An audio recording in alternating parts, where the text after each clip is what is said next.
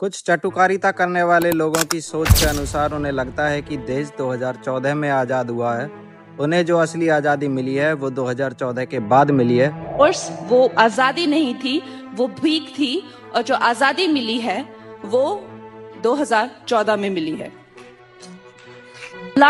आइए जानते हैं इसके पीछे सच्चाई क्या है। क्या 2014 में ही देश आज़ाद हुआ है या फिर देश 2014 के बाद तानाशाही की गिरफ्त में आ गया है? मुझे ऐसा लगता है कि देश तानाशाही की गिरफ्त में आ गया है क्योंकि ये सरकार अपने खिलाफ एक प्रोटेस्ट तक बर्दाश्त नहीं कर पाती। जितने भी लोग शांतिपूर्वक प्रोटेस्ट करने की कोशिश करते हैं तो उन पर लाठीचार्ज कर दी जाती है। अच्छे दिन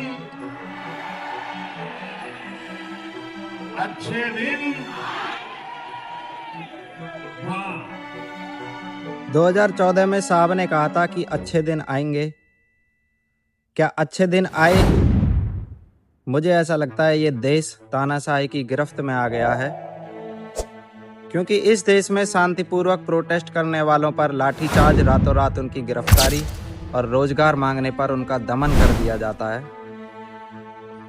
लेकिन पेपर लीक करने वालों को बचाओ और बेटियों की आवाज़ को दबाओ। आखिर ये सरकार कब तक ये दोहरा खेल खेलती रहेगी?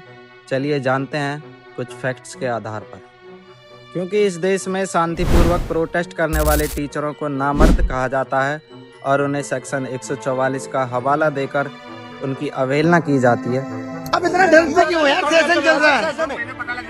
मैंने पहन के 2017 में उतार दी। अगर मर्द होते तो पहनते। जबकि असल में तो नामर्द वो हैं जो शांतिपूर्वक प्रोटेस्ट करने वालों की, लोगों की आवाज़ तक नहीं सुनना चाहते। नामर्द तो वो हैं जो शांतिपूर्वक प्रोटेस्ट करने वाले टीचरों पर लाठीचार्ज करते हैं। तो क्या 2014 से पहले ये शांतिपूर्वक प्रोटेस्ट नहीं होते थे? लेकिन 2014 के बाद शांतिपूर्वक कर रहे प्रोटेस्ट में उन पर लाठीचार्ज कर दी जाती है, रातों रात उनकी गिरफ्तारी हो जाती है और रोजगार मांगने पर भी उनका दमन कर दिया जाता है। तो क्या आप लोग कमेंट में बताओ, क्या 2014 के बाद ये देश आज़ाद हुआ है या फिर तानाशाही की गिरफ्त में आ चुका है? इस तानाशाह सरकार को अपने खिलाफ शांतिपूर्ण प्रोटेस्ट तक बर्दाश्त नहीं है। अग्निपथ स्कीम, युवा रोजगार मांगे तो पुलिस लाठीचार्ज करेगी, उन पर डंडे बरसाएगी, टीयर गैस छोड़ेगी, जिसमें से एक की मौत भी हो गई और सैकड़ों लोग घायल भी हो गए। किसान आंदोलन, जिस आंदोलन में 700 से ज़्यादा किसान शहीद हो गए थे, उन पर टीयर गैस छोड़ी गई, लाठीचार्ज की गई और तो और उन्हें रोकने के लिए बैरिकेड भी लगाए गए थे, जबकि वो लोग शांतिपूर्ण तरीके से आंदोलन कर रहे थे। एसएससी यूपी पुलिस भर्ती, इसमें प्रोटेस्ट कर रहे छात्रों के ऊपर लाठीचार्ज कर दी गई क्योंकि इस देश में रोजगार मांगना भी एक पाप हो चुका है। रोजगार मांगने पर उनके ऊपर सरकार लाठीचार्ज कर देती है।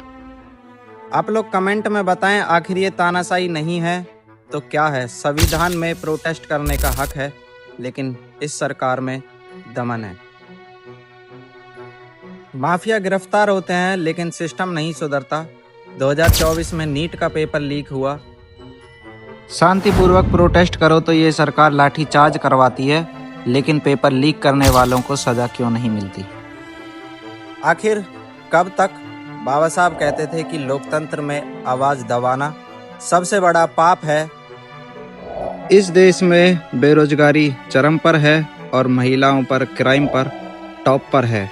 इस सरकार का एक ही एजेंडा है कि पावरफुल आदमियों को बचाओ और पीड़ितों की आवाज़ को दबाओ। आप सब कमेंट।